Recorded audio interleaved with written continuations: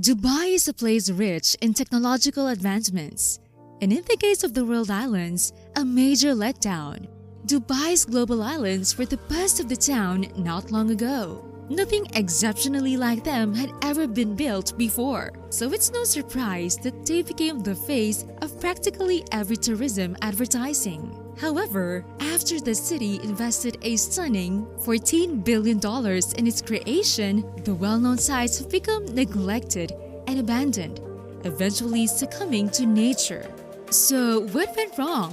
And where did everything go wrong? Is there any chance for this Dubai landmark? Let's see what happens. Hi, this is Megan, and welcome to another video on this channel. To begin this remarkable voyage of failure, let's be honest, we must go back to 2003. On the other hand, the world islands were a very different story back then. The designers were upbeat, and the rest of the world was enthralled by this engineering marvel. This was the original strategy. The 300-island artificial archipelago was planned to be created 2 miles off the mainland shore. Though the world islands were designed to be a private offshore playground for the elite of the wealthy, they would be a conventional residential community. Local and international cinema stars, nobility, business tycoons, and celebrities are on the list. Every year, 50 invitations were sent out to people worldwide, outlining the unique opportunity to purchase the whole planet. Wouldn't you leap at the chance if you were cash rich?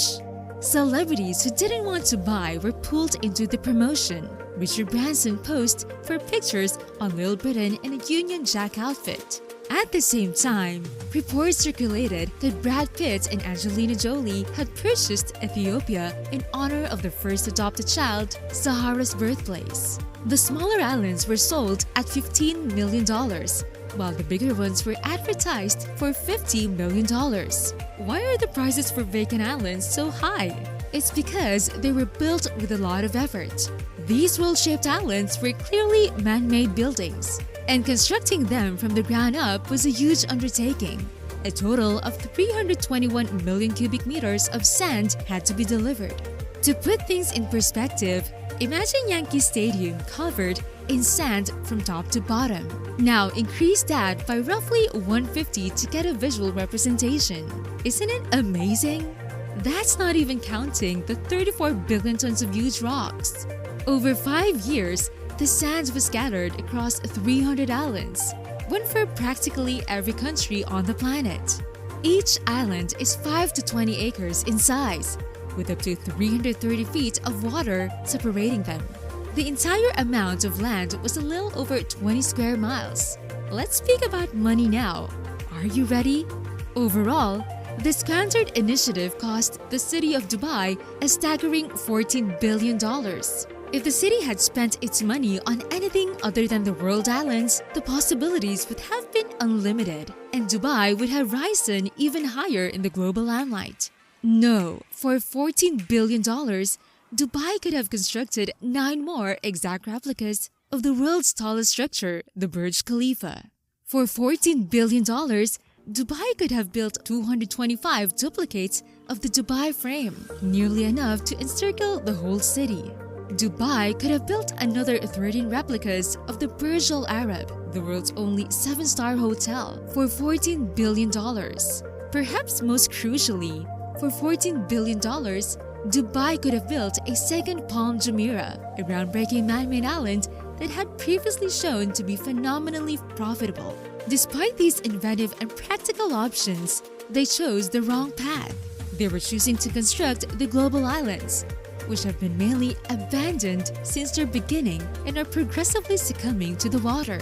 While the empty islands were initially a stunning visual sight that deserved to be on a postcard, they aren't a failure primarily due to the city's misallocation of funds. See for yourselves how awful the aesthetic of the world islands has become.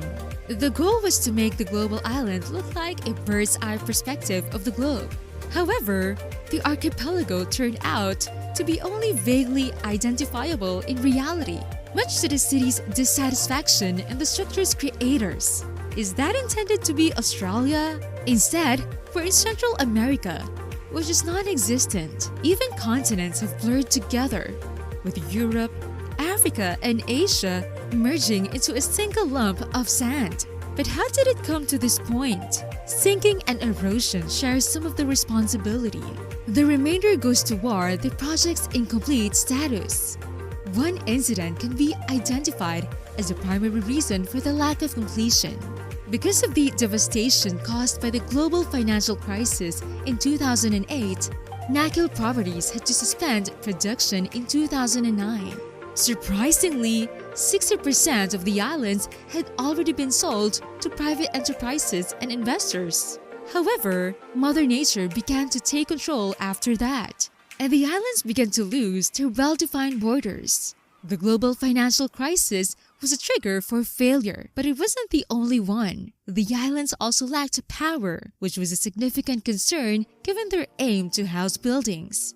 A proposal was in place to lay power wires beneath the Persian Gulf. However, it was never implemented. Then choosing is difficult, which is another major cause of their conflict. Another highly effective artificial archipelago exists in Dubai.